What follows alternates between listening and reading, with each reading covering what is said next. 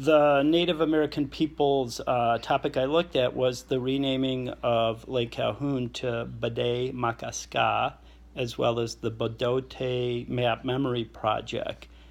And this is an instance where it was quite interesting to look at because when I thought about it, there's all sorts of native names in my native state of Michigan, Kalamazoo, Cadillac, et cetera, et cetera. They're all over the place in Minnesota, including Minnesota.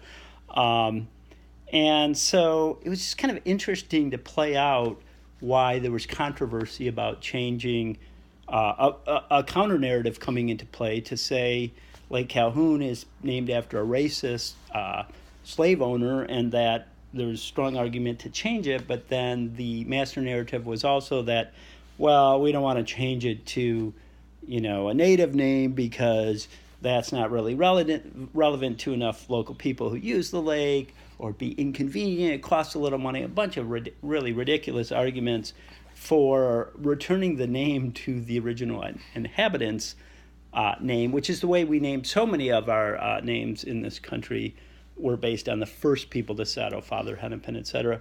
So just an interesting piece to look at and to play out further. I didn't know myself if I'd really be referring to the lake as Bade Makaska, but I think I can and should do that now. I think the memory mapping thing really takes us even much further to say the land that we regularly live on, recreate on, travel on, was once the native peoples, and that by virtue of thinking what was important to them, what kind of landmarks stood out to them, we become more familiar with those native people in Minnesota. So the way I teach it is really to get people to think about these names, think more deeply. And then my 8-year-old was watching and she wanted to know what it was all about. So I explained to her what a master narrative and a counter narrative is, and now she would like to give an example to describe it.